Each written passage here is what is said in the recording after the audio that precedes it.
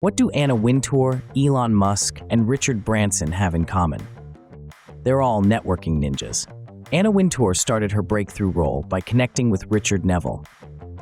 Branson partied his way to signing top talent for Virgin Records, and Musk made waves by reaching out to influential tech figures and investing in groundbreaking ventures. But how do you network like a pro? Networking is key in business. Finding referrals and gaining insights to outshine the competition. But how do we meet new people and build mutually beneficial relationships? We ask the experts. 1. I think networking is very, very different depending on whether you're running a business on a local scale or on a national scale. I run my business on a national scale, and so networking is, in today's society, pretty much going to be online anyway. I generally try to attend some type of online conference once a quarter, and then that way I'm meeting new people. I am very much an introvert, so any kind of networking, I have to step outside of my own personal comfort zone to do. So once a quarter is plenty for me. I generally find that as I'm getting referrals, I'm not needing to do a whole lot of networking. But I also work in my local area. And so what I do to network locally is I'm connected with our local Chamber of Commerce, and I pay attention to the events that they're having. I attend luncheons on occasion, and I attend other events that the Chamber has. And that's a really, really great resource for people that are local. And then if you have a chamber in your area, I highly recommend that you get connected with them because they have a wealth of resources that can help you with networking and growing your business and connecting to people in that community. 2. So when it comes to kind of network marketing and leveraging a community to build your business, I do think it is one of the most powerful ways to get acceleration in your business. The one thing I will say as a tip is make sure you treat the relationships with the people who are putting you in front of their communities with love, compassion, and respect. There has become this kind of new trend where people want to build joint venture partnerships and they want to cross-promote and things like that, and it's become very transactional. And it just doesn't feel great. It's like, great, I'm another number on your list who's sharing your stuff with my community, but like, why would I now choose to work with you if you're just seeing me as a number or a check mark on your list versus someone that actually knows, loves, and trusts me and is going to go to bat for me in rooms that I'm not in. So I have chosen to find smaller, more intimate groups of individuals to be my network and to be the ones that become my ride or dies, and same for them. I've become their ride or dies. I think it's that kind of relationship is so much more powerful when someone is speaking about you and leveraging you in front of their network than someone who's just in it for the clicks and the conversions and the affiliate payout. 3.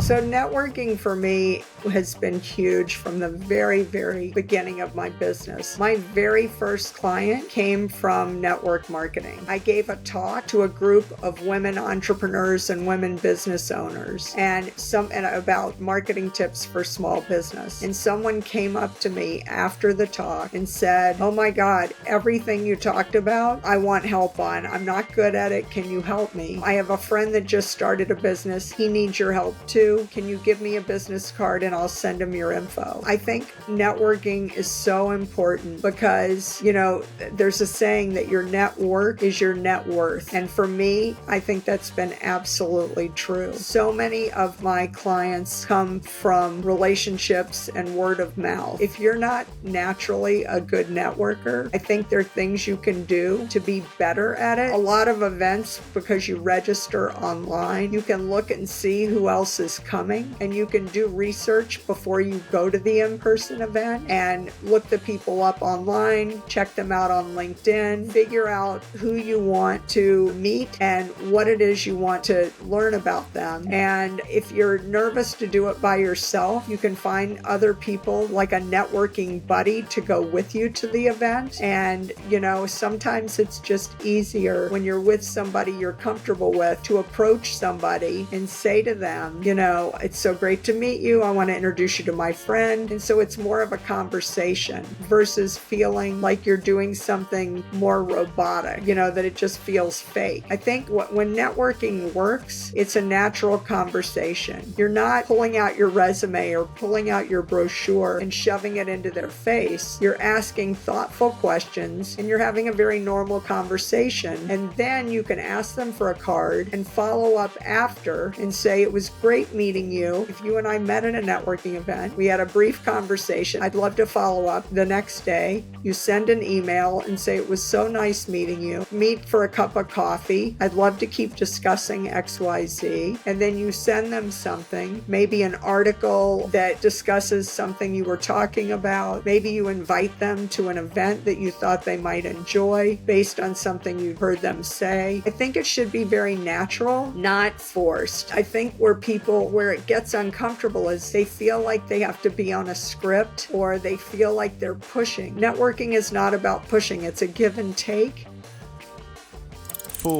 I've had some of my best connections and biggest leaps from being in-person mastermind events. And it's always kind of daunting investing that amount of money up front. But then when you really dive in and you're proactive at meeting people, you can make incredible friends and incredible networks. And then you can refer someone to somebody else. They refer someone to you. It's a fantastic way of doing business.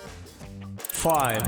At TBD Coffee Co., we sell mostly online. Our website is our main source of revenue, but we actually get a lot of those clients through networking and through what we call corkboarding. We certainly run ads. We do the whole, digital shebang, but that is harder to get a new customer and harder to retain a lifetime loyal customer than it is to go out in person to a local community event and chat with somebody, give them a sample of our coffee and say, here, try this. If you like it, check us out on our website and you can buy some there. That personal connection it's just so much more valuable. I mean, we have no fear about the actual product. We know that once people try our coffee, they're going to love it. So for us, it's just getting that coffee in somebody's coffee maker, right? So for us, it's going out and it's like looking at a corkboard at a local coffee shop and saying, these community events are happening. How do we join all of these? Let's stick our card up here on this corkboard in, sort of metaphorical terms, because those don't quite exist as much anymore. But we do try to just get out there, whether it's like a brewery down the street that's having an art night. Maybe we go and showcase that Zach, my partner, does all the art on the bag. And then we're giving out samples and we're making sales online later. But that's where we're really doing our in-person network. And that is where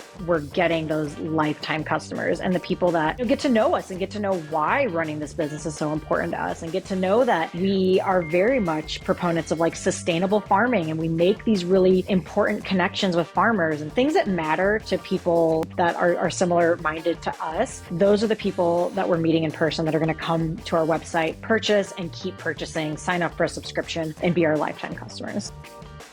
6. I am a work in progress at this.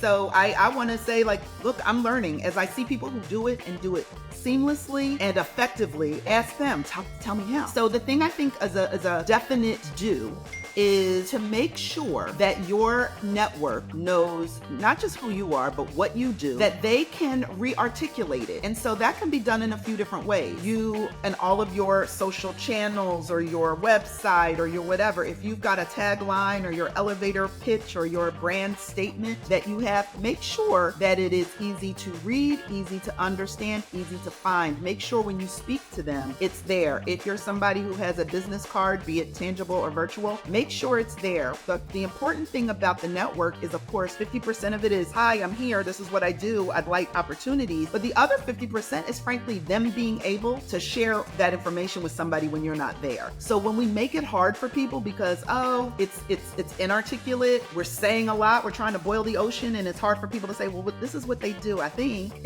We make it hard sometimes when we don't keep it very simple and headline for people. That could even be having a one sheet, a summary, that you can forward to somebody and give them permission to forward it on. I think that's a do. Let's make sure that we make it easy for folks to be able to say what we do, because your network can be very helpful to you. I think a big don't is actually not telling people that you're out here and looking for collaborative opportunities. Sometimes, and maybe, I don't know what this is, we don't ask for help. We don't tell people, like, we're open for it. I think it was super helpful during the pandemic that I see it still lasts on LinkedIn when they created the green frame, open to work. Like, all too often people are afraid to say the words, but hi, this is what we're trying to do here. So that's a big don't, not letting everybody know what you're looking for, and that you're there. So I think use every opportunity. If you're attending a conference, if you're sitting at a brunch, if you're at a chamber of commerce, if you're talking to other peers and colleagues in the business, you've got to say the words. People can't guess and people won't assume. In fact, when you don't say it, they might assume your slate is full and that you can't take on anything new. So I think it's a big don't is sort of portraying that it's all together, or that you don't have any more capacity, especially if that's not the case.